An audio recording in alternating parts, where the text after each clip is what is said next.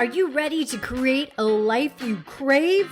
Let's spin that doom loop of negativity into an upward success cycle and start living lucky. Good morning. I'm Jana. I'm Jason. And we are living lucky. You are too.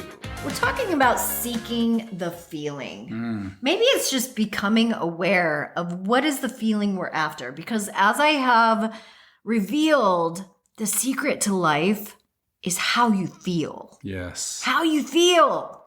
And many times when we're working with people or we're in a relationship, maybe with a spouse, maybe with a family member, Coworker. maybe a coworker, a neighbor, or any group dynamic, many times we want the same feeling. We're just going about creating it very differently. Yes. Different actions to get there. So let me unpeel this a little bit. What I'm really talking about is, let's take food as an example. Oh, that's a good one. In my family, we all want to feel love. We all want to feel love. Love and comfort. Love and comfort. And we just want to show up as our best.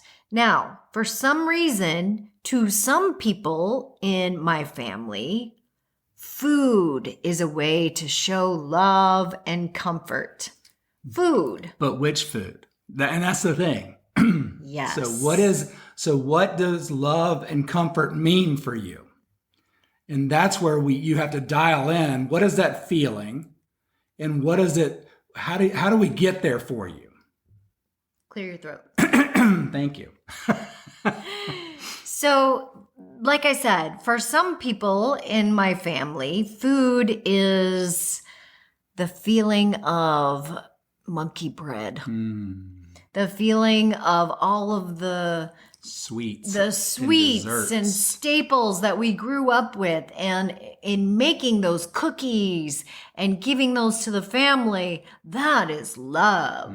That is love. To other people in my family, taking care of our bodies and becoming the best version of ourselves. And energy and feeling the nutrients going in. Feeling good. Love. That is the way we can show up with more love. Yeah. And that's kind of like the farm life, right? It's like I know this came from the earth. This is vegetables. These are food is medicine. Like that's a love. Like I love my body. I love life. This is the food that makes me feel loved and appreciated and comfortable. So it's not only loving yourself, but you feel like you can show up for others better. Yes. If you feel better. Yeah. So it's getting to the same feeling. It's two very different routes. Strategies. Two very different strategies. And so I guess the reason I bring this up is sometimes there is a conflict in how we get there. And along the way, people get their panties in a twist. Yeah, because if we're not talking about what that feeling is, like I want to feel this, and this is what it means for me. This is what it looks like for me. Then we don't paint that clear vision for everyone. It's communication. Yes. Then like you might say, I want to have dinner and I want to feel the love in this dinner. And then if I tell you that... And maybe love is spending time with the person. Well, the other person, their love language is, if you eat my cookies, that is love. That is me showing you love. I went to all this work to make you cookies. And if you don't eat my cookies, then I feel...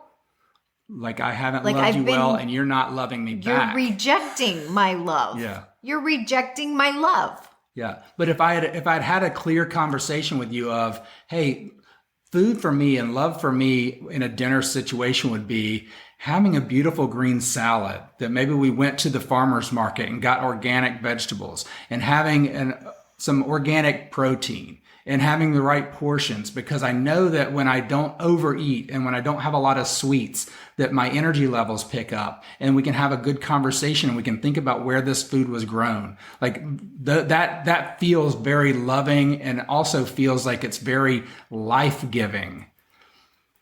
So then now we both know this is the feeling that I would like to have. So does it come down to love languages, or does it come down to what are we really talking about here? Well, Is it the actions that we take in order to get to the feeling? So I think you can say it's a combination of love language and the feeling, but it's the feeling. It's it's knowing the feeling. Because a lot of so for me, food, brutally honest, food was love, emotion. There was a lot of putting all those feelings on food. Yes. And I didn't unpack what is it about the food that makes me feel that way. So I was saying, okay, well, I want to feel this. So let's go get a 12-pack of Krispy Kreme donuts. You're so right. And, Food becomes our feelings sometimes. And so I would say, okay, well, I will go eat that. And that first bite, I would be like, this sparks back that feeling. Yes.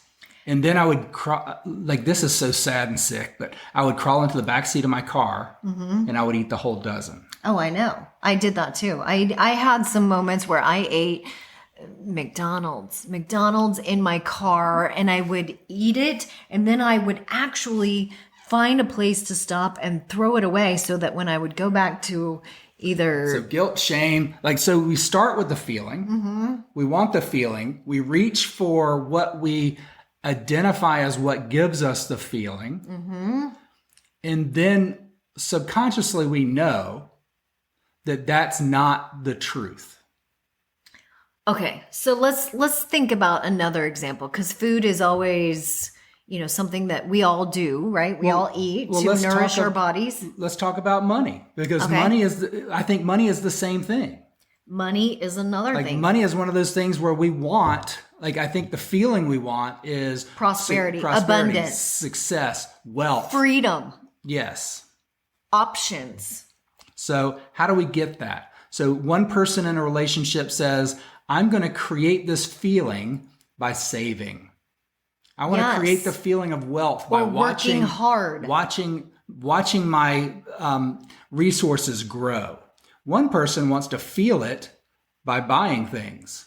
Yes. So by spending what's been accumulated. So they will go do things in order to purchase and to accumulate. Yes. And they're watching things grow. The other person's watching the resources grow. And so maybe it comes down to the measuring, how we're measuring the feeling. Yes. Because like you just said, one is watching things grow and they're like, look at me, I feel so prosperous, so abundant because I've got things. And the other person is thinking, well, my bank account, if they're married to the person who's spending all the things, their bank account then is dwindling, and they're thinking, I don't feel prosperous right now. And I think that's where a lot of the conflict comes in relationships, is sometimes there's not that clear understanding of this is how I'm giving into the relationship. I'm trying to bring things into our house so we feel prosperous. Yeah, so we feel wealthy. Every time we try a new hobby or a new activity, Jason buys things. Here's the thing. I value organization, and I value using everything that we have. So when we buy all these things and they don't have a place and they don't have a home, it makes me feel like not doing the activity. And see, it's the gift of the Magi. Yes, it's exactly the gift of the Magi. And when we don't talk about it, when we don't discuss it, so when we have an activity, let's just take scuba, because that was one of the big ones, and it's an expensive hobby. Yeah. Right? So in my mind, organization is having all the equipment. Yes. So we don't have to worry when we get there, do I have to use a regulator that I'm not familiar with? Do I get to use a tank that I'm not familiar with? Am I using a BC that I'm not familiar with? So organization for me was having my own equipment, having your own equipment that both of us are familiar with and know. But organization for you is not having clutter all over the place.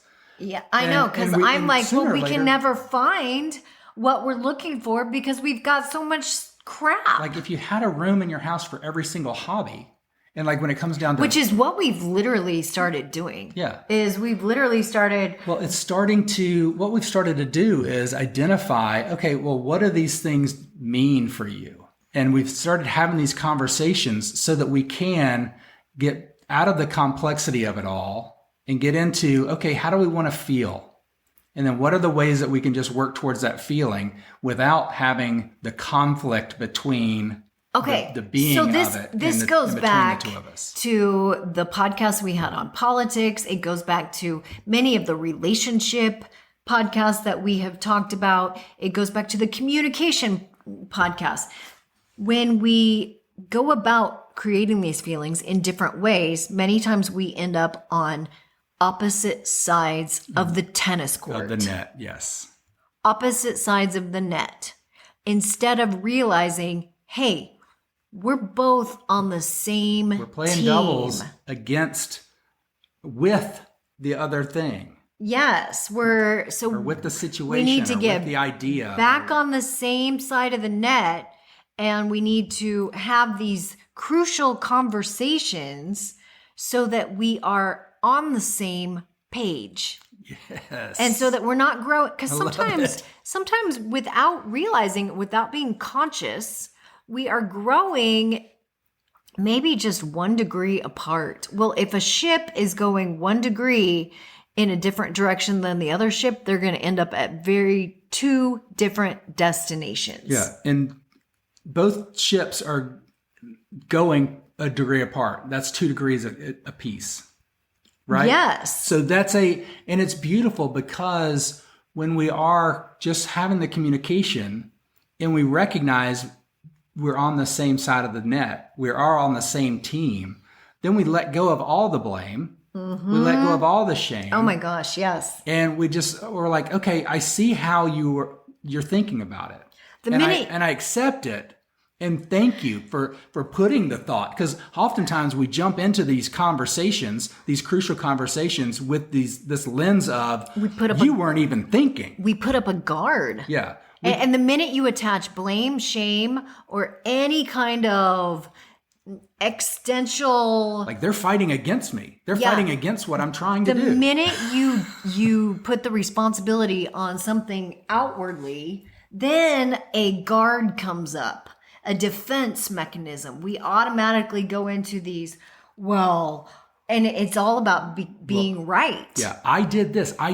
You did that. You were going against me. And if we look at it and say, okay, how are we both doing the best that we could? How are we both trying to succeed here? And how are we both doing our best to create what we the both wanted? same Yes. outcome? And it comes down to the feeling, the same feeling. Yes. Feeling. And then now we get to start saying, okay, I see how you were putting all of your effort into this and trying to get us to this feeling. And I see how you were putting all of your effort into this and getting us to this feeling. I see where we weren't clear in that communication. Oh my gosh. And it just gets to open up this level of collaboration that is beneficial instead of detrimental. Oh my gosh. I don't know about you. I've just had some aha moments. Share this with every single person you can, because sometimes we're in a conflict with our spouse, our family member. We just don't understand where they're coming from. It's a collaboration, and it's about the awareness of how am I looking at this, and am I recognizing that we are on the same team, or am I really creating a tug of war between two people and saying I want to be right? I love it. I love it. I love it. I love it. Keep living lucky. Bye-bye. Thanks for joining us. If the idea of living lucky appeals to you, visit us at startlivinglucky.com.